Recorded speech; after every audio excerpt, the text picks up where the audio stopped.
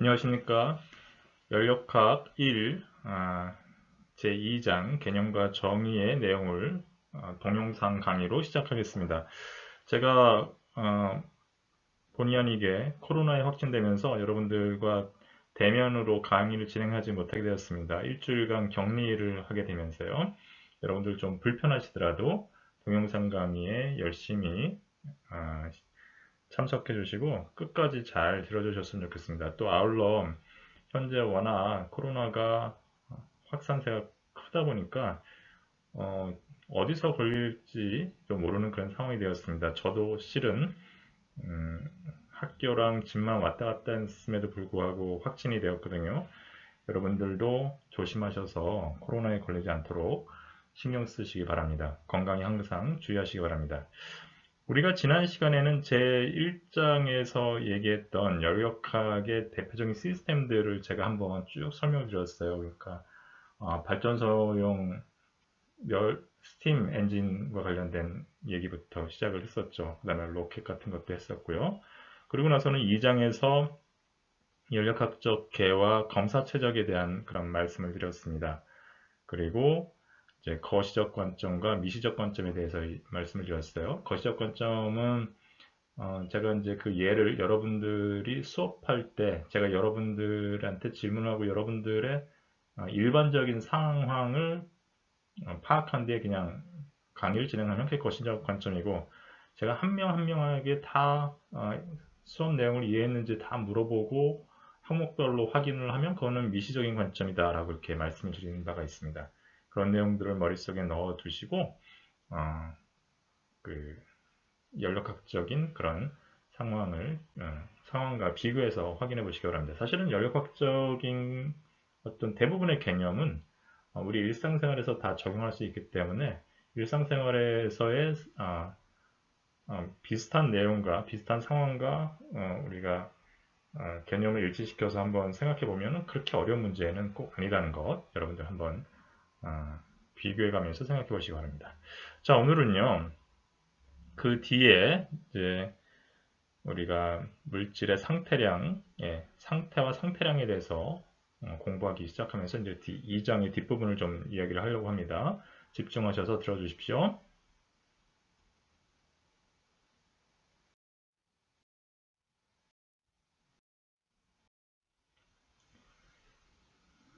자, 오늘은 이제 물질의 상태와 상태량에 대해서 공부를 좀 하려고 하는데요.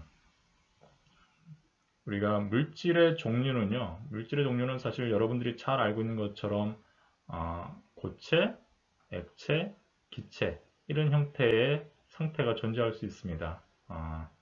그래서 물의 경우에는 제가 물이라고 쓰지 않고 이제 H2O라고 썼는데 왜냐하면 우리가 액체인 H2O를 우리가 보통 물이라고 하죠. 그래서 H2O의 경우에는 고체인 경우에는 우리가 얼음이라고 얘기하고 그 다음에 액체인 경우는 물, 그 다음에 기체인 경우는 수증기 이렇게 하죠. 그래서 이러한 이런 상태를 우리가 이제 페이스 상이라고 이렇게 얘기하죠. 영어로는 페이스라고 합니다. 이런 상은 균일한 다량의 물질로 정의가 되는 거예요. 그래서 예를 들면 고체 얼음의 다량의 물질로 이렇게 정의가 되고 물로 우리가 어떤 물질을 정의하는 거죠. 그런데 이제 이게 만약에 두 개 이상의 상이 동시에 존재하면 그게 이제 보통 경계에 의해서 각 상이 서로 분리가 됩니다. 왜냐하면 이런 고체나 액체나 기체는 서로 그 밀도가 다르기 때문에 보통의 경우 밀도가 다르기 때문에 무거운 거는 가라앉고 그 다음에 가벼운 거는 위에 뜨게 되죠. 그래서 물과 그 다음에 수증기 같은 경우에는 우리가 라면 물을 끓인다고 생각하시면 쉽게 생각할 수 있어요. 물보다 수증기가 훨씬 더 가볍기 때문에 수증기는 이제 라면물을 끓이면 이제 물이 끓는 점 상태에 도달하면 수증기가 막 그 냄비 뚜껑을 막 열고 막 올라오죠. 반대로 물은 계속 그 냄비 안에 있고 그래서 그 경계 그러니까 물 표면으로 완전히 분리되어 있죠.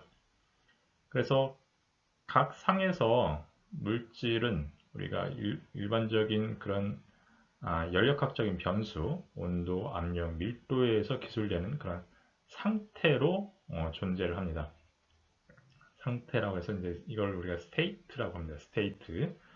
그래서 이때 이 상태는 우리가 관측 가능한 거시적인 상태량, 그래서 property라고 하는데요. 그런 상태량으로 표현이 가능하죠. 예를 들면 우리가 온도와 압력 같은 것이 이제 대표적인 상태량이죠.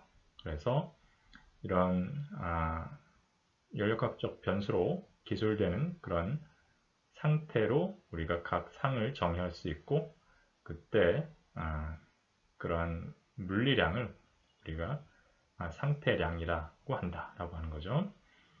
그래서 특정 상태에서 어느 상태에서 그 상태량의 값은 유일하고 명확합니다. 사실은 그러니까 예를 들어 온도 같은 경우에도 10도씨와 20도씨는 우리가 명확하게 기준을 정해서 유일한 어떤 상태를 지정할 수 있는 그런 상태량이 존재해야만 가능하겠죠. 그 어떤 상태를 지정할 수 있겠죠. 그래서 그런 물질의 각 상태량의 값은 유일하게 정의될 수 있도록 우리가 생각을 합니다. 그리고 명확하다라고 이제 이렇게 유일하게 정의할 수 있다는 그렇게 명확한 특정 상태를 우리가 정의할 수 있는 거죠. 역으로 생각하면, 반대로 생각하면 각 상태량 값이 있는 경우, 지금 다시 말해서 온도와 압력, 밀도가 딱 어느 한 값이 정해지면 그러면 그 상태를 정의할 수 있다라고 이렇게 얘기합니다. 그러니까 특정 상태에 존재한다면 그 물질의 상태량 값은 유일하고 명확하며, 또 반대로 상태량 값이 지정이 된다면 어떤 그런 특정 상태가 정의된 것이다 라고 생각된 거죠. 그다음에 물질의 상태량의 값은 그 상태에 도달한 경로와는 상관이 없이 지정될 수 있다는 겁니다. 예를 들어서 0도씨의 얼음이 가열돼서 0도씨의 물이 된 다음에 더 가열돼서 50도씨의 물이 된 상태가 있다고 칩시다. 이 상태는 역으로 또 100도씨의 수증기가 냉각되어서 100도씨의 물이 된 뒤에 더 냉각되어서 50도씨의 물이 된 상태와 사실 동일하죠. 결론적으로는 이 두 가지는 결론적으로는 동일하다 이 말입니다. 그래서 그 상태에 도달한 경로와는 전혀 상관없이 항상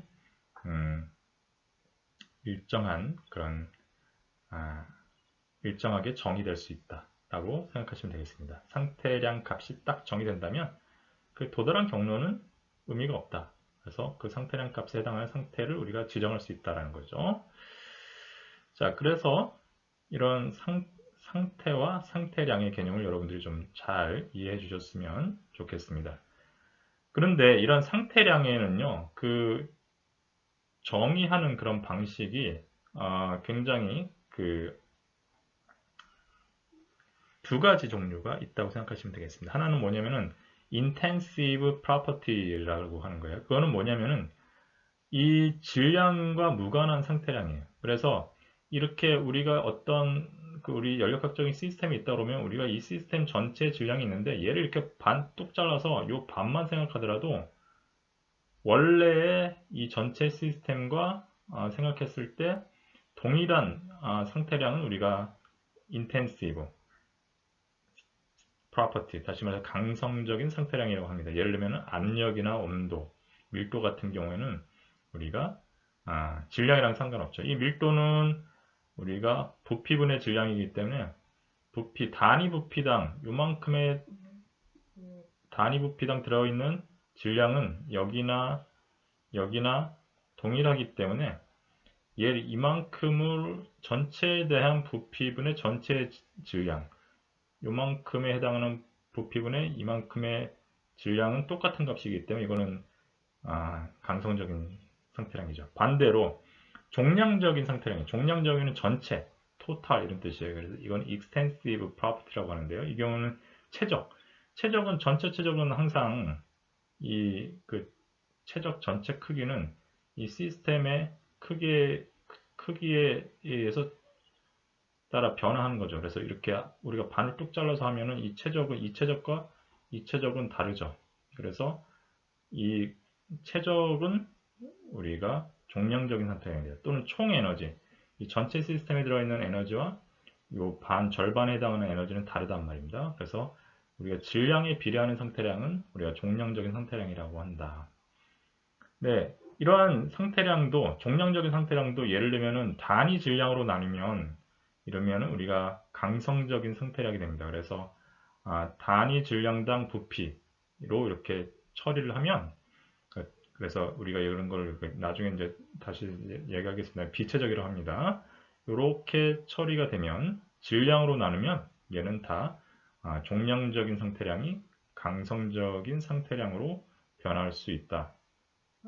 우리가 변환해서 생각할 수 있다라고 생각하시면 되겠습니다. 이게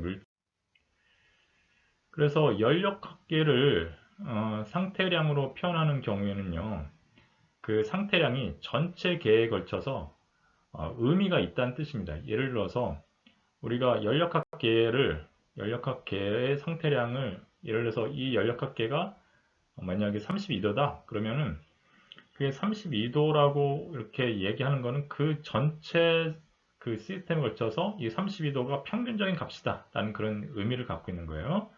그래서 이거는 뭐냐 하면은 어떤 상태량으로 우리가 연력학계를 표현한다고 하는 것은 얘가 그 연력학계가 평형, 다시 말해서 이퀄리브리엄 상태에 도달했다라는 것을 암묵적으로 뜻하는 거예요. 그래서 그 연력학적인 평형, 서머다이나믹 이퀄리브리엄이 과연 그러면 어떤 의미인가? 라는 것을 우리가 좀 생각을 좀 해봐야 됩니다. 그런 서머다이나믹 이퀄리브리엄은 뭐냐? 세 가지가 그 연력학적인 평형을 이루는 그 기준이 됩니다. 하나는 역학적인 평형. 그래서 전체 공간 내에서 우리가 균일한 압력을 이루고 있을 때 이걸 우리가 역학적인 평형이라고 합니다. 그래서 일반적으로는 높이에 따라서 중력의 영향으로 발생할 수 있는 압력 차가 존재할 수 있는데 우리는 사실은 지구표면으로부터 저 위에 대기권까지 우리가 생각하지 않는단 말이에요. 대기권까지 생각하면 우리 굉장히 큰 연력학적인 시스템을 생각하는데 그거는 이제 뭐 천체 물리학자라든지 뭐 이런 거를 한 사람들이 생각하는 거고 기계공학에서 하는 거는 지표면에 붙어 있는 그런 연력학적인 시스템을 보통 생각을 하죠.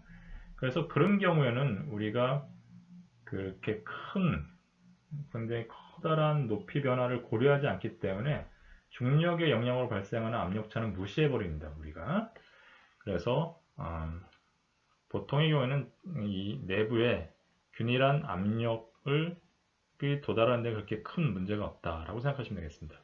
두 번째 평형은 열적 평형이에요. Thermal Equilibrium인데 이거는 균일한 온도죠. 그래서 여기 이제 열적 평형 이전과 열적 평형 이후가 들어있는데 예를 들면 따뜻한 가스와 차가운 가스를 섞으면 처음에는 막 온도가 높은 온도의 온도와 낮은 온도가 동시에 존재할 수 있겠지만 어느 정도 시간이 지나면 이게 이제 균형점을 찾은 온도가 되겠죠. 이런 경우에 이제 우리가 열적 평형을 이루었다. 그래서 그러한 균일한 온도에 도달했을 때를 우리가 그 온도 값을 우리가 상태량이라고 해서 사용을 하는 거죠. 그 다음에 이제 상평형, 화학적 평형이라고 하는데요. 그러니까 phase equilibrium 또는 chemical equilibrium이 있을 수 있어요. 그래서 아까 우리가 이제 그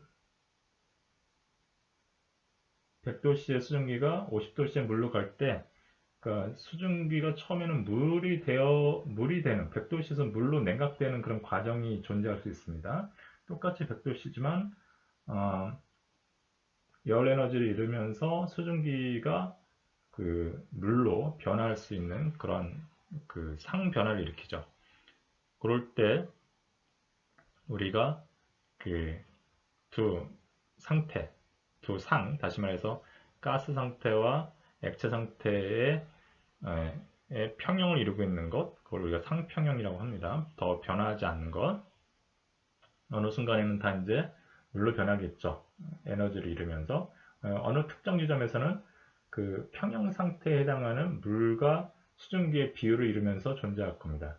그런 걸 우리가 상평형이라고 하고요. 또 조금 더 생각하면 화학적 평형도 있을 수 있습니다. 그래서 화학적인 변화가 발생했을 때는 화학적인 평형이 존재할 수 있는데 사실은 요거는 이제 학부 연력학에서는 잘 다루지 않는 그런 부분이기도 합니다. 그래서 상평형과 화학적인 평형이 고려할 수 있다. 이런 경우에는 균이랑 화학적 조성을 이제 고려하죠. 이런 세 가지의 평형 상태를 다 도달했을 때 우리가 연력학적 평형이라고 하고요.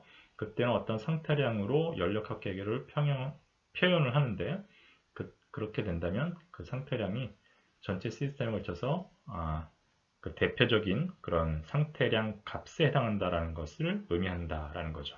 즉 연력학계가 평형 상태에 도달해서 특정 상태량 값으로 그 연력학 시스템을 표현할 수 있다라고 생각하시면 되겠습니다.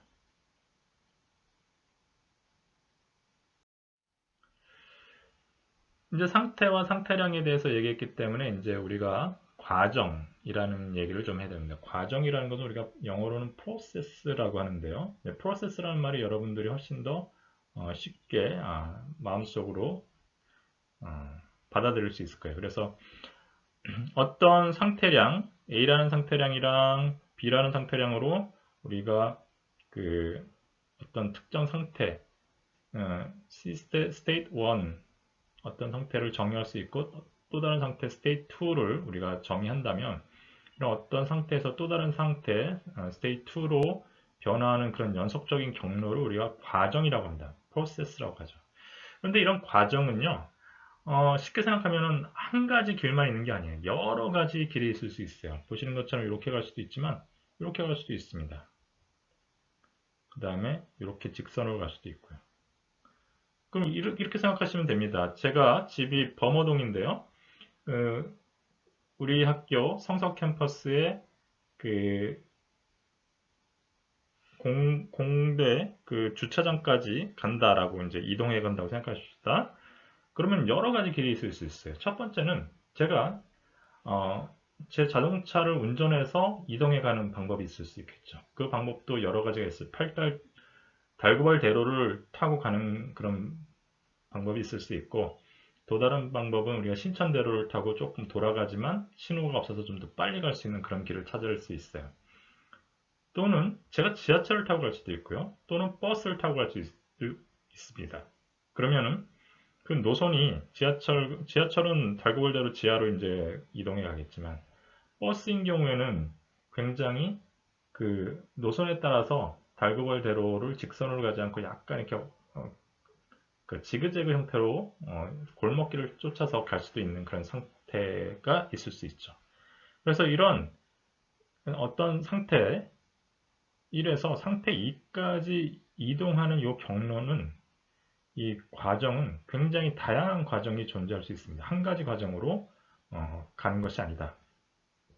우리의 생활에서 그러하듯이 실제로 연력학에서도 굉장히 다양한 프로세스가 존재할 수 있다라고 생각합니다.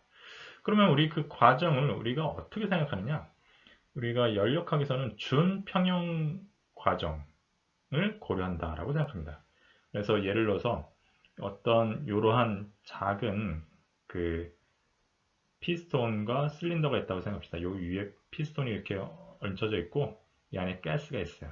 이 가스를 우리가 어떤 질량, 이런 질량으로 우리가 눌러주고 있다라고 생각합시다. 그럼 질량이 이제 우리가 어떻게 되겠어요? 이 중력에서 여기다 힘을 가하겠죠.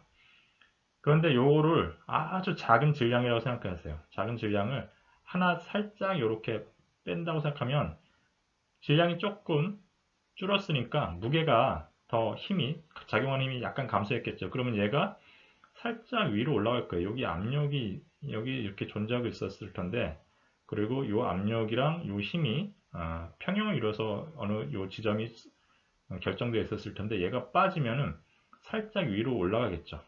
그렇죠? 그 다음에 또 하나를 뺀다고 생각해 봅시다. 작은 또 하나를. 그래서 조금 더 살짝 올라갈 겁니다. 이런 식으로 올라갈 거예요. 그래서 어느 하나를 이런 질량을 하나 살짝 빼고 조금 움직인 다음에 또 하나를 살짝 빼고 조금 움직인 다음에 살짝 빼고 조금 움직인 다음에 이렇게 단계별로 평형을 이루면서 우리가 이 시스템이 움직여 간다. 경로를, 과정을, 연력학적인 과정을 우리가 찾아간다. 라고 생각하면요. 그 연력학적인 그 과정이 평형 상태로부터 벗어나는 그런 정도가 매우 작을 수 있다 이 말입니다. 아주 작다.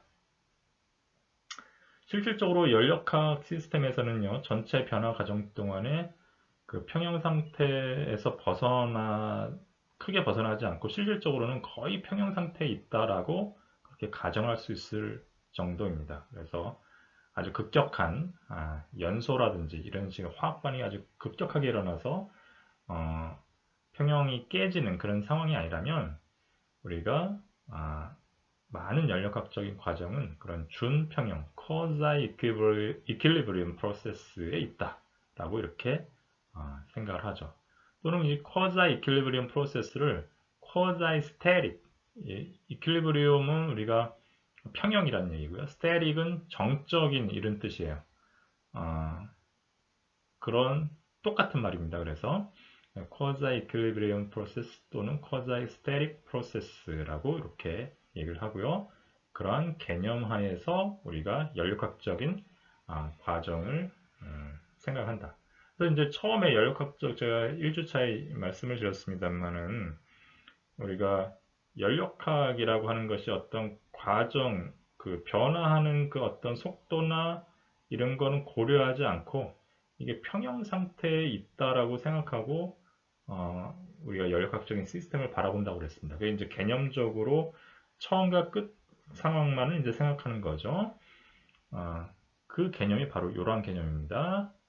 이러한 이유를 따라가고 있는 겁니다. 실제로 많은 연력학적인 과정이 준평형 과정에 가깝기 때문에 이런 준평형 과정 또는 준정적 과정이라고 생각하는 이런 프로세스를 따라서 갈 것이다. 그리고 그렇게 생각한다라고 하는 겁니다. 근데 때로는 비평형 과정이 있을 수 있어요. 그러니까 평형 상태를 이루지 않고 급격한 변화가 일어나는 상황이 존재할 수 있죠. 이런 경우에는 그런 과정 동안에, 프로세스 동안에 평형 상태가 붕괴되는 그런 상태이죠. 그런 붕괴될 때는 과정 중간에 그 상태는 기술할 수가 없습니다. 어떻게 가는지 우리가 이해를 못해요. 물론 이제 연력학에서 이해를 못하는 거고 실제로는 이제 최근에는 다 이해를 하죠. 컴퓨터 시뮬레이션이나 이런 거를 통해서 이 상태가 어떻게 변화하고 있다는 걸 알고 있지만 그거는 이제 평형의 가정을 쓰는 것이 아니라 난 이퀄리브리움 상태를 계산하여서 이제 알고 해야 되는 거죠. 근데 이제 연력학에서 가정하는 평형으로는 우리가 계산해낼 수가 없어요. 학부사 과정에서는 이 과정 중간의 상태는 기술하지 못합니다. 그렇지만 이 끝과 끝은 우리가 그 효과, 다시 말해서 이 변화, 이 지점에서 이 지점 사이의 변화는 우리가 해석해낼 수 있습니다. 이 문제들은 우리가 뒷부분에서 다루게 될 겁니다. 그러니까 중간중간, 이 점에서 어떠하다, 이 조점에서 어떠하다라는 것은 우리가 기술할 수 없다 이 말이죠. 비평형 과정에서는. 하지만 이 지점에서와 이 지점에서는 에너지 차이가 얼마가 나고 있다라는 것은 우리가 계산해낼 수 있는 그런 상황이다라고 생각하시면 되겠습니다. 이게 프로세스 중에서도 준평형 프로세스와 비평형 프로세스에 대한 그런 얘기였습니다.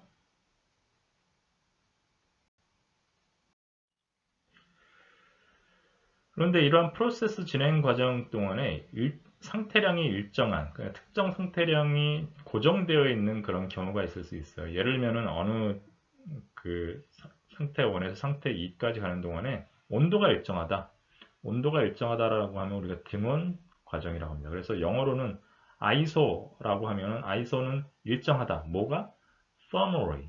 그러니까 온도가 일정한 그런 프로세스. 그걸 우리가 등원 과정이라고 얘기합니다.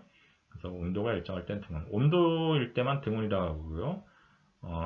그 다음에 압력이 일정할 때 압력 우리가 baric이라고 합니다. baric. 그래서 압력이 일정한 isobaric process라고 합니다. 압력이 일정한 과정을 isobaric 또는 한자로는 우리가 정압, 압력이 일정하다. 라는 뜻이에요. 압력이 일정한 것. 그래서 정압이라고 얘기하고요. 또 그 최적이 일정한 경우에 있을 수 있어요. 그러니까 피스톤이나 아니면 그 실린더로 딱 그 최적이 고정되어 있는 경우, 이런 경우에는 우리가 그 최적을 우리가 초릭이라고 하는데요. 아이소초릭이라고 합니다. 아이소초릭.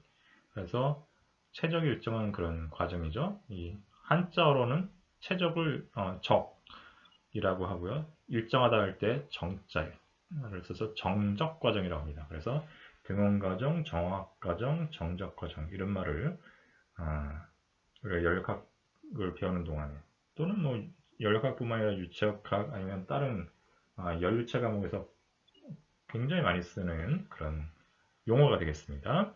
등원, 정합, 정적 과정 이런 것들을 여러분들 좀 머릿속에 넣어주시기 바랍니다. 그래서 이렇게 한 지점에서 다른 지점으로 우리가 이동하는 걸 우리가 과정, 우리가 프로세스라고 이렇게 하는데요. 이 연력학계에서는요, 우리가 그 발전용 증기기관 시스템에서 이제 잠시 설명했던 것처럼 그 발전소를 늘리는 그런 수증기가 처음에 이제 그 보일러에서 가열이 돼서 뭐 터빈을 돌리고 그 다음에 딱 이렇게 한 시스템을 돌려서 다시 보일러로 돌아올 때는 초기 상태가 되어서 돌아와요. 그러니까 계속 일정한 상태로 발전소의 그 출력을 변화시키지 않는 이상은 처음에 그 출발했던 보일러에서 출발했던 그 상태가 다시 한 바퀴 삥 돌아서 원 상태로 되돌아오게 되죠. 그래서 여러 상태 변화를 거쳐서 초기 상태로 되돌아오는 경우, 이걸 우리가 사이클이라고 합니다. 사이클을 해서, 그래서 우리는 사이클은 이렇게 한 바퀴 이렇게 도는 걸 우리가 사이클이라고 하는 거죠. 그러니까 원처럼 이런 초기 상태로 되돌아오는 경우, 우리가 사이클이라고 얘기합니다. 그래서 이런 사이클에서는 최종 상태의 모든 상태량은 초기 상태량과 각각 동일하다. 모든 상태량이 다시 되돌아왔을 때 그 상태는 초기 상태량과 다 동일하다. 온도면 온도, 압력이면 압력, 그 다음에 그 물질의 성분이면 성분, 그런 것이 다 동일하다라는 거죠. 그래서 전기동력 발전소에서 순환하는 수증기는 사이클을 구성하는 대표적인 예가 됩니다. 특별한 언급이 없는 한 연력학 책에서 교과서에서 사이클이다라고 하면 연력학적인 사이클을 얘기하는 겁니다. 연력학적인 사이클이 아닌 또 다른 사이클이 있느냐라는 건데요. 있을 수 있습니다. 역학적인 사이클이라고 하는데요. 예를 들면 내연기관 같은 경우입니다. 내연기관은 우리가 그 새로운 그 어떤 내연기관은 이렇게 생겼죠. 이렇게 생겨가지고 공기가 들어오고 그 다음에 연소가 돼서 이쪽으로 이제 빠져나가죠. 그러면은 이 최종적으로 나가는 요 연소된 가스는 처음에 들어올 때의 그 공기와 연료가 아닌 완전히 다른 상태로 나가죠. 그런데 이 엔진은 다시 흡입 과정, 그 다음에 압축, 폭발, 그 다음에 다시 배기해가지고 나갈 때 다시 원 상태로 배기시킨 다음에 다시 흡입을 할 때는 이 엔진 측면에서는 사실은 같은 게 들어오긴 들어와요. 그런데 원래 들어왔던 요 물질이 아니라 그건 그냥 바깥으로 내보냈고 전혀 새로운 그런 그 공기와, 그러니까 전혀 다른 공기와 그러니까 물리량은 같지만 들어왔던 공기가 다시 요 안으로 다시 들어오는 게 아니라 들어왔던 거는 나가고 새로운 공기와 새로운 연료가 아까와 똑같은 그런 온도, 압력으로 이제 들어오는 것 뿐이죠. 그래서 물질이 바뀌었어요. 화학적인 물질이 바뀐 그런 상황이죠. 그래서 이런 경우에는 아까 뭐라고 그랬어요? 연력학적인 그런 상태는 세 가지가 우리가 같아야 된다고 했죠. 하나는 역학적인 균형 평형을 이루어내고, 하나는 그다음에 열적인 평형을 이루어내고, 하나는 상평형을 이루어진다고 했죠. 이거는 상평형을 이루지 못하고 있어요. 여기 들어왔던 녀석이 상이 완전히 변해가지고 일로 나갔단 말이죠. 그래서 이런 경우에는 연력학적인 사이클이 아니라 역학적인 사이클이 됩니다. 내연기관은. 그래서 사이클을 돌리고는 있지만 연력학적인 사이클은 아니다. 엄밀하게 생각하면. 그래서 역학적인 사이클이다라고 이렇게 얘기합니다. 그래서 매 이해전마다 공기와 연료가 연소돼서 연소 생성물로 변환된 다음에 대기 중으로 배출되기 때문에 최종 상태가 초기 상태와 동일하지 않은 그런 관계가 되겠죠.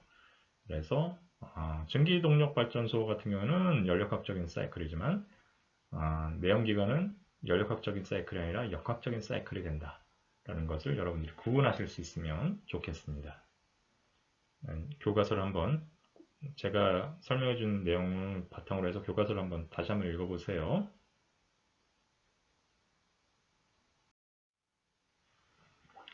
그 다음에 이제 또 많이 이제 다루는 것이 뭐냐면은 연력학에서 꼭 알아야 되는 것 중에 하나는 뭐냐면 질량, 길이, 시간 이런 것들입니다. 우리가 어떤 물리량을 표현하는 그런 표준, 단위의 표준 같은 것이 필요하겠죠. 그래서 이러한 단위에 대한 개념이 필요한데요. 사실 이제 그런 거를 하려고 하면 이제 차원이라는 생각을 해야 됩니다. 차원은 이제 물리적인 변수를 정량적으로 표현하는 그런 측정의 표준이 되겠는데요.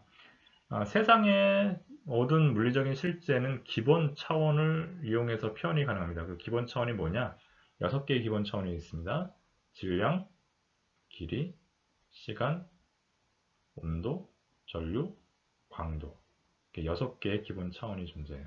여러분들이 생각하는 차원은 뭐예요? 1차원, 2차원, 3차원이죠. 그거는 이제 길이를 이용한 그런 차원을 길이를 이용해서 만들어낸 또 다른 그 확장된 차원인 거죠. 그래서 여러분들 이렇게 생각하시면 되겠습니다. 만약에 어떤 사람이 180cm인 1m 80cm인 그런 사람이 있고 그 다음에 70kg 또 다른 사람이 있는데 그 사람의 몸무게가 70kg입니다. 그러면 180cm랑 70kg이랑 같다라고 얘기할 수가 없죠. 왜냐면 길이랑 우리가 질량은 다른 거기 때문이죠.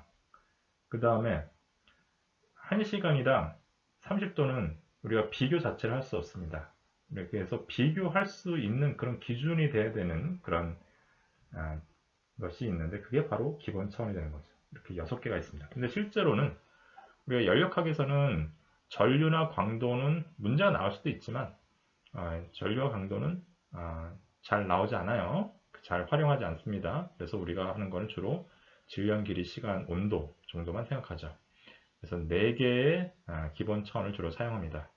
그래서 이런 4개 기본 차원으로 우리가 수많은 그런 2차적인 차원들을 고민할 수 있습니다. 예를 들면 아까 얘기한 것처럼 길이를 한 변으로 따지면 길이지만 이거를 2변으로 이렇게 생각하면 넓이가 되죠. 그렇죠?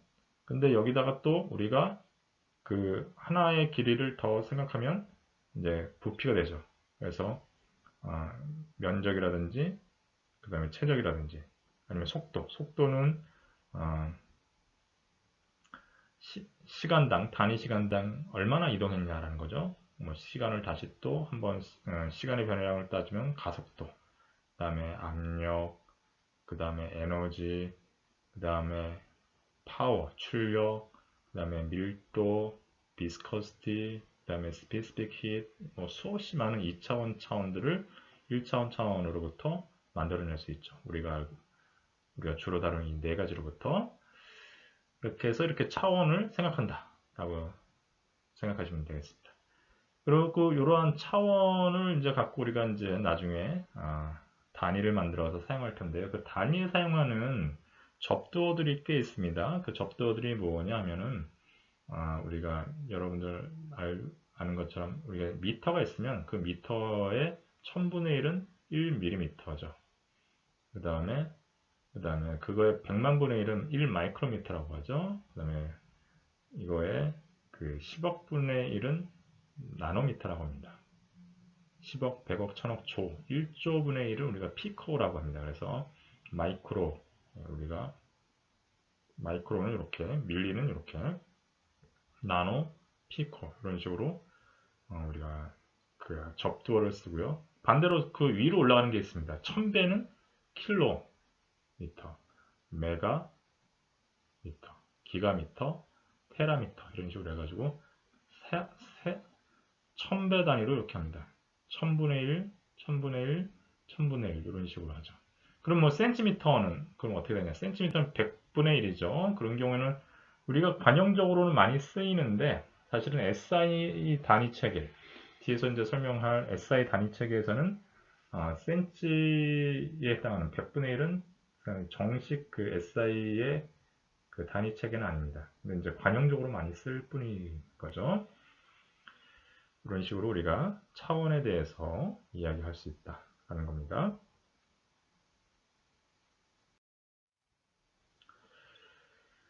그래서 이러한 차원들은요, 그 어떻게 우리가 이제 관계를 맺어줄 것이냐, 이거에 이제 과거에 물리학 하는 사람들의 굉장히 커다란 그거였어요. 그러니까 질량과 길이, 시간이 어떤 식으로 우리가 관련이 있는가를 이제 고민을 한 거죠. 비교는 할 수 없지만 서로 간에 그런 질량, 길이, 시간은 서로 관계가 어떠한 관계 속에서 움직이고 있는가를 고민했는데 그게 바로 이제 우리가 너무나도 유명한 직역도로 나오는 뉴턴의 제2운동법칙에서 뉴턴이 이런 걸 찾아냈죠. 제가 수업 시간에도 이제 설명을 해드렸지만 질량 곱하기 가속도가 이제 힘에 비례한다라는 것을 이제 여러분들께 잠깐 설명드렸습니다만 제가 대면 수업할 때 다시 한번 여러분들께 기회가 있을 때 설명을 좀 해드리겠습니다. 그래서 뉴턴의 제2운동법칙이 F는 M 곱하기 A에 비례한다라는 관계를 뉴턴이 찾아냈어요. 그래서 이제 질량과 길이와 시간을 우리가 비교 관계를 맺게 됐죠. 그래서 이러한 그러면 이 비례식을 그러면 어떻게 다룰 거냐 이거 하는데 그러면 결국 저러한 차원에 대한 그런 그 질량, 길이, 시간, 온도의 그 차원에 대해서 우리가 어떤 단위계를 사용할 것인가 이게 이제 굉장히 커다란 문제예요. 그 단위계에 따라서 이 비례 관계에 앞에 상수가 붙을 수 있고요. 상수 없이 이퀄이 될 수도 있습니다. 그래서 우리가 이제 그 단위라는 게 중요한데 그 차원들을 표현하는 단위죠. 그래서 예를 들면은 1m는 길이라는 차원에 우리가 1m라고 표현하는 요거는 이만큼의 길이다 라고 이렇게 딱 정해놔야 된다 이 말이죠. 그런 단위계에는 크게 두 가지 단위계가 있습니다. 그래서 하나는 국제 단위계가 있고 하나는 영국 중력 단위계가 있어요. 국제 단위계는 이제 유럽의 대륙에서 쓰인 겁니다. 그래서 우리가 여러분들 SI 유닛이라고 하는데 SI 유닛은 이게 영어로는 International System of Unit입니다. 그러면 왜 이게 SI가 됐냐? 이게 실제로는 이 국제 단위계를 주도했었던 그 사람들이 프랑스와 독일 사람들이에요. 그래서 예전에는 지금이야 뭐 미국, 그 다음에 미국 이전에는 영국이 세계의 패권을 갖고 있었지만 그 전에는 프랑스가 그 과학기술을 선도하고 있었죠. 그래서 프랑스어로 불어로 시스템 인터내셔널 듀니라고 하는 이런 언어에서 SI 유닛이라고 이렇게 나옵니다. 영어로는 IS 유닛이라고 해야 되는 거잖아요. 근데 IS가 아니라 불어는 꾸며주는 말이 이렇게 뒤로 갑니다. 그래서 불어에서 따서 SI 유닛이라고 이렇게 우리가 표현을 하게 된 거죠. 실제로 우리는 국제 단위계를 표준 단위계로 씁니다. 근데 영국이랑 그 다음에 영국의 식민지로부터 시작한 나라인 미국은 또는 뭐 영국의 식민지로 오래 했고 지금도 아직도 영연방으로 소속되어 있는 그런 나라들이 있죠. 뭐 캐나다나 아니면 호주 이런 데서는 아직도 관습적으로 영국 중력 단위계를 많이 씁니다. 그래서 예를 들면 1kg이라고 하지 않고 1파운드라고 하죠. 그 다음에 1m 뭐 이렇게 하지 않고 1피트 뭐 이런 단위계를 여러분들이 쓰는 것을 봤을 겁니다. 복잡하죠. 우리가 좀 느낌으로 딱 받아들일 수 없는 그런 단위계를 쓰고 있는데 이 사람들이 바로 이러한 단위계를 처음에 그 국가에 따라서 서로 다른 단위계를 썼던 그런 이유에서 이렇게 나뉘어졌고 전 세계는 보통은 지금 SI 유닛을 사용한다 라고 생각하시면 되겠습니다. 영국과 미국 정도만 영국 중력 단위계를 주로 사용하고 있다 라고 생각하시면 되겠습니다. 그래서 SI 단위계에서 힘의 단위는 1뉴턴이고요. 1뉴턴은 1kg을 1m per sec 제곱의 가속도로 움직일 수 있게 하는, 운동할 수 있게 하는 힘을 1뉴턴이라고 하죠. 반대로 영국 중력 단위계에서는 1파운드 포스라는 말을 씁니다. 영국 중력 단위계에서는 1kg이 아니라 1슬러그라는 매스를 사용하고요. 그거를 1피트 퍼 세크 제곱의 그 가속도로 움직일 수 있는 그런 힘을 우리가 1파운드 포스라고 합니다. 그래서 SI 단위계에서는요, 뉴턴의 제2 운동 법칙이 비례상수가 필요하지 않는 그러한 값으로 딱 처리가 돼요. 그래서 1kg을 1m per sec 제곱으로 가속하는 그런 힘을 1뉴턴이라고 이렇게 딱 정의가 되죠. 그래서 여기서 이러한 비례한다라는 이런 뉴턴의 제2 운동 법칙이 SI 유닛에서는 이렇게 equal로 이렇게 표현이 되는 거죠. 그래서 이런 식으로 단위를 우리가 측정해서 사용한다라는 겁니다. 그래서 고유명사에서 유래한 단위, 예를 들면 지금 이 힘의 단위에 해당하는 뉴턴은 우리가 N이라고 이렇게 대문자로 표현합니다. 그래서 고유 단위라는 것은 뭐냐면요. 고유명사라는 건 뭐냐면 보통 이제 사람의 이름에서 많이 따옵니다. 예를 들면은 여기 지금 뉴턴도 나와 있지만 예를 들면 온도를 나타낼 때는 켈빈이라고 해가지고 윌리엄 톰슨이라는 사람을 켈빈 경이라는 그런 호칭을 줬거든요. 그러니까 여러분들 그 자기를 준 거죠. 영국 왕실에서. 그런 경우에는 우리가 그 사람 이름이 이제 켈빈이라고 하는데 그러면 대문자 K로 쓰고요. 뉴턴은 이렇게 N으로 씁니다. 대문자로 쓰죠. 그렇지 않은 경우에는 주로 소문자로 표시하게 됩니다. 그 단위를요. 고유명사에서 유래한 단위는 주로 대문자. 그렇지 않은 경우는 소문자로 쓴다라고 생각하면 되겠습니다. 그 다음에 이제 무게와 질량에 대해서 좀 여러분들이 좀 생각을 해야 될 것 같은데, 무게는 이제 중량이라고도 하죠. 그래서 weight라고 하는 거고요. 질량은 이제 mass라고 합니다. 이 무게는 중력장, 다시 말해서 중력 가속도에 노출된 질량에 작용하는 그런 힘입니다. 그래서 우리가 F는 ma라는 이런 거에서 F 대신에 우리가 중량 W는 m 그대로 쓰고요. A 대신에 중력가속도 G를 쓰는 거죠. 그래서 중력가속도를 곱한, 질량에다 중력가속도를 곱한 게 바로 무게가 되는 거죠. 그래서 질량은 물체의 높이에 관계없이 일정한 값을 가집니다. 여기서 지표면이 있고, 이 지표면이 있고, 요 위로 이렇게 올라간다 할지라도, 우리가 여기 있는 요 질량이랑 여기 있는 이 질량은 동일한 물체라면 얘는 질량이 같다는 얘기입니다. 근데 얘에 작용하는 우리 그 무게는 이 아래 부분에 있을 때와 윗 부분에 있을 때는 무게가 좀 달라질 수 있다. 왜냐? 이 위치에 따라서 지구의 중심까지의 이 거리가 변하기 때문에 그 거리가 변화하면 중력과 속도의 크기가 변화하거든요. 그래서 무게는 그 물체가 위치한 높이에 따라서 값이 달라질 수 있다. 하지만 질량은 높이랑 무관하게 일정하다. 라고 생각하시면 되겠습니다. 그래서 일반적으로 이제 중력가 속도가 9.8 정도인데요. 그래서 중력가 속도가 9.75 미터 퍼 세크 제곱인 그런 높이에서, 그러니까 높아져가지고 중력가 속도가 낮아진 그런 상태죠. 그런 높이에서는 질량 1kg에 작용하는 무게는 이렇게 계산하면 되겠습니다. 1kg 곱하기 9.75 미터 퍼 세크 제곱 하면 9.75 뉴턴이라는 이러한 무게가 지구 연직 방향으로 작용하는 거죠. 그래서 무게와 질량은 여러분들이 헛갈리시면 안 되겠다, 혼돈하시면 안 되겠다라는 그런 말씀을 좀 드립니다.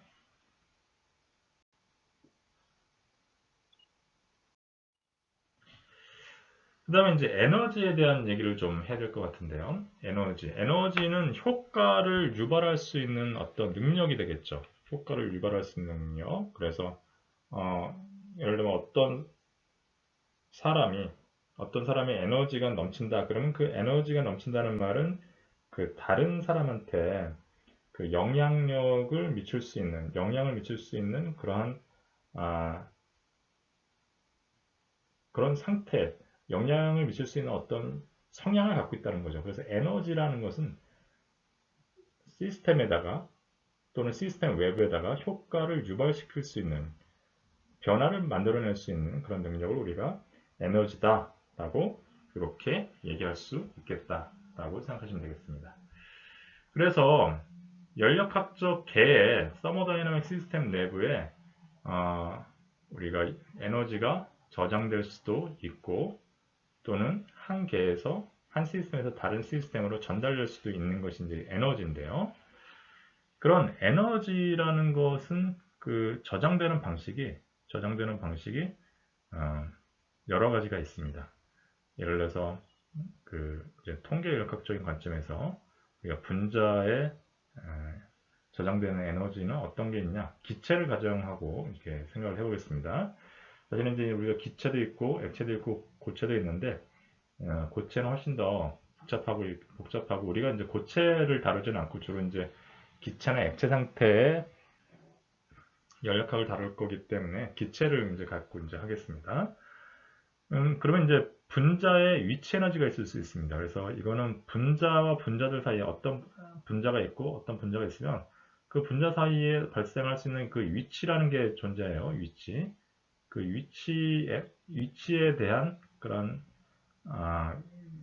위치 에너지가 존재하는 거죠. 그래서 몰레큘러 사이에 그래서 인터몰레큘러 포텐셜 에너지라고 해야 합니다. 우리가 국가와 국가 간은 우리가 인터내셔널이라고 하잖아요. 그래서 인터몰레큘러 포텐셜 에너지라고 얘기합니다. 그 다음에 이제 분자와 분자 사이에 있는 위치 에너지가 아니라 이제 분자 내부에서 존재하는 에너지가 있을 수 있습니다. 그건 두 가지가 있는데 하나는 병진 운동이라는 게 있어요. 그건 이제 뒤에서 얘기할 겁니다. 그래서 몰레큘러가 분자가 갖고 있는 운동 에너지를 얘기하는 겁니다. 그 다음에 분자 또는 원자의 구조와 관련해서 이 분자의 내부에 아주 있는 그런 에너지 형태, 그걸 우리가 분자 내부에 있는 걸 우리가 분자와 분자 사이를 우리가 인터라고 하는데요. 어떤 특정 분자 내부에 있는 걸 우리가 인트라라고 합니다. 인트라 몰레큘러 에너지가 있는데요. 요거는 뒤에서 이제 조금 제가 설명을 좀 해드리겠습니다. 그래서 분자의 위치 에너지와 관련돼서는요, 임의의 순간에 우리가 분자와 분자의 위치, 상대적인 위치에 대해서 우리가 이제 정의를 먼저 해야겠죠. 그래서 분자 간에 이 분자와 이 분자가 서로 작용하는 힘의 크기, 그 다음에 상호 위치에 대해서 크기를 이 두 개 힘의 크기와 길이의 위치의 크기를 정확하게 우리가 파악해서 해야 되는데요. 상대적인 거죠. 상대적인 거. 그런데 이 경우에는 분자의 밀도가 적절히 낮은 경우는 아주 낮은 게 아니라 무시할 수 없을 정도로 서로 간의 상호관계를 무시할 수 없을 정도로 이제 밀도가 낮은 경우에는 비교적 구조가 간단한 분자로 구성된 그런 연력학 시스템인 경우에는 그 정확도가 어느 정도 되는 그런 위치 에너지를, 그러니까 상대적인 포텐셜 에너지를 계산을 할 수 있습니다. 근데 이제 그거는 이 기계공학 2학년에서 배우는 그러한 기초 연력학의 범위를 벗어나요. 그래서 통계 연력학을 좀 우리가 공부를 하셔야 되기 때문에 그거는 이번 학기에는 배우지 않습니다. 그런데 실제로는 많은 경우에는 어떠냐? 매우 그 분자의 밀도가 생각보다 낮다 이랍니다. 이 말은 분자 간의 거리가 매우 넓어요. 그래서 분자의 크기에 비해서 이 떨어져 있는 이 거리가 훨씬 더 크다라는 얘기죠. 그래서 혼자 있는 거, 이 분자의 입장에서 보면은 자기 혼자 이 세상에 있는 거랑 똑같아요. 그러니까 얘가 이렇게 움직이면서 다른 분자랑 충돌할 가능성이 생각보다 그렇게 크지 않다라는 겁니다. 그래서 분자 간의 거리가 멀어서 상대적인 위치 에너지가 없고 분자를 독립돼 있는, 그래서 얘가 자유자재로 이렇게 움직인다 할지라도 어느 방향으로 가든 얘가 또 다른 분자와 만나서 충돌할 가능성은 거의 없다, 확률적으로. 이렇게 가정할 수도 있어요. 이렇게. 요거를 우리가 이렇게 가정된 이런 기체의 상태 방정식을 우리가 뭐라고 하냐면 이상기체 방정식이라고 하는데요. 보통이면 이런 이상기체 방정식을 적용할 수 있는 그런 상황이 되는 거죠. 그래서 분자의 위치 에너지를 다루는 경우에는 이렇게 적절히 낮은 경우와 아주 매우 낮은 경우, 그래서 분자가 하나의 독립된 상태로 생각할 수 있는 그런 경우로 볼 수 있다라고 했는데요. 이런 경우에는 우리가 이런 경우는 굉장히 실제로는 교과목의 범위에서 벗어날 뿐만 아니라 많은 경우에는 굉장히 그 밀도가 굉장히 낮다. 그래서 이상기체 방정식으로 적용할 수 있고, 우리가 이번 학기 연력학에서는 이상기체 방정식을 주로 사용할 거다라고 생각하시면 되겠습니다.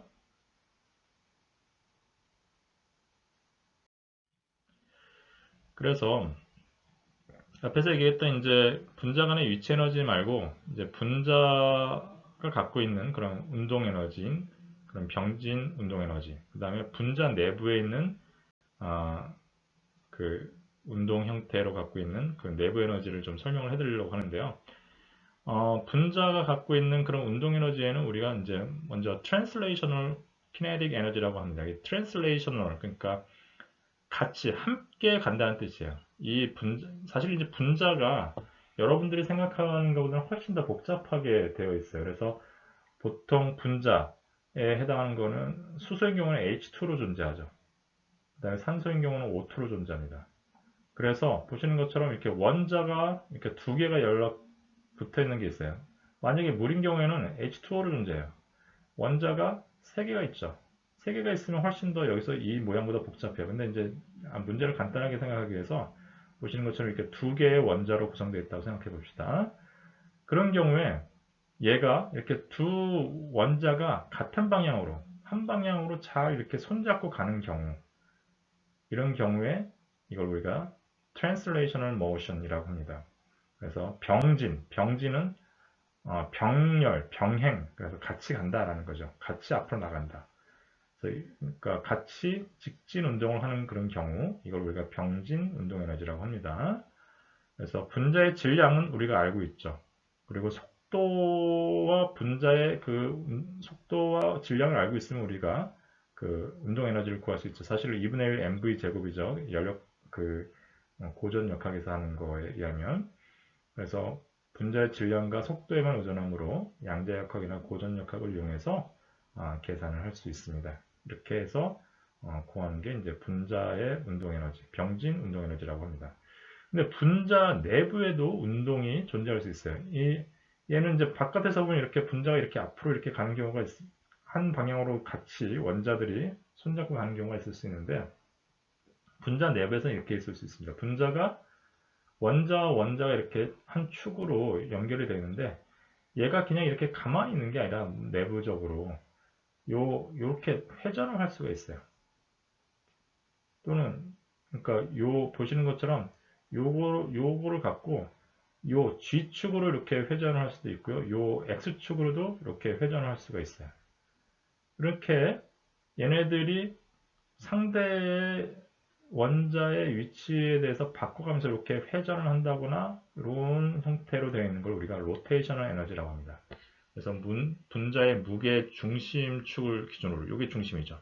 이 중심으로 해서 회전할 수 있는 축은 여기 G축이랑 여기 X축이 있죠. 이 축은 우리 분자의 그 또 다른 형태의 운동이 있는데 이건 조금 이따 여기서 말할 겁니다. 그래서 이걸 우리가 회전 에너지라고 얘기합니다. 반대로 아까 얘기했던 이 무게 중심을 통과하는 여기를 중심으로 해서 얘가 서로 가까이 갔다가, 또는 너무 가까이 가면은 얘네들이 서로 반력이 생겨서 떨어지면은 얘네들이 작용하는 힘에 의해서, 너무 멀리 떨어지면 이제 그때는 원자들 간의 거리가 너무 떨어지면 분자의 성격을 유지할 수 없으니까 또 다시 잡아당겨요. 그래서 얘가 다시 잡아당기고 다시 멀어지고 잡아당기고 멀어지고 잡아당기고 멀어지고를 이제 반복적으로 합니다.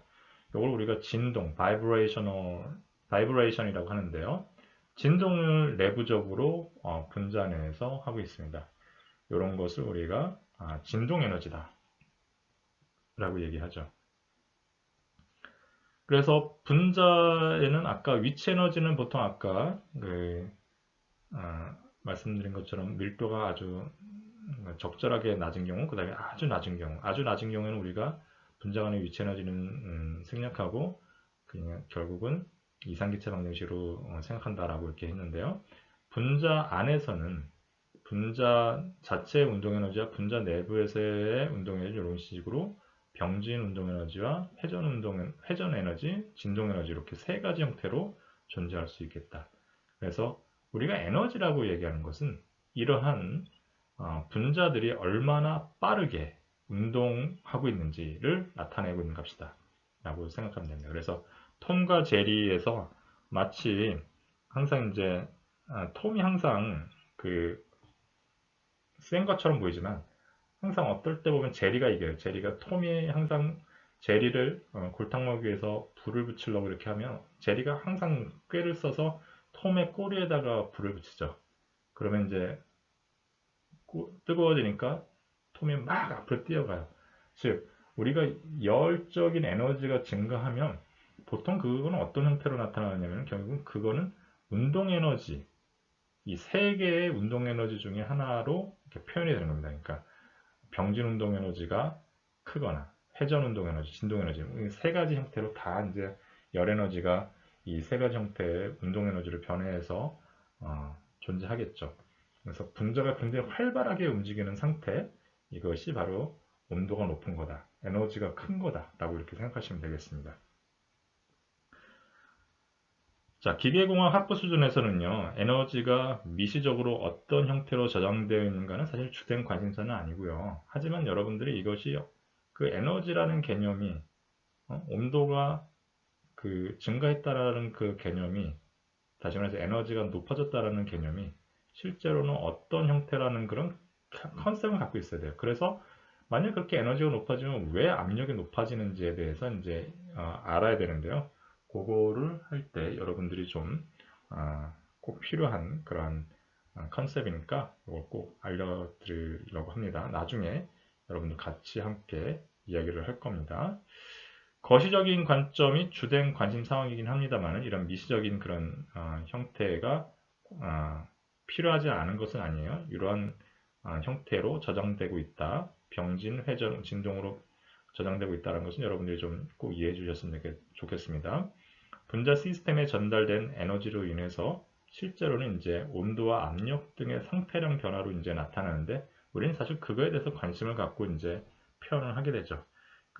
그런데 그 온도가 높아지는 것, 다시 말해서 에너지가 높아지는 것이 왜 나중에 압력으로 변화가 되는가 이런 거는 여러분들이 조금 더 나중에 제가 이러한 컨셉을 이용해서 설명을 드리도록 하겠습니다.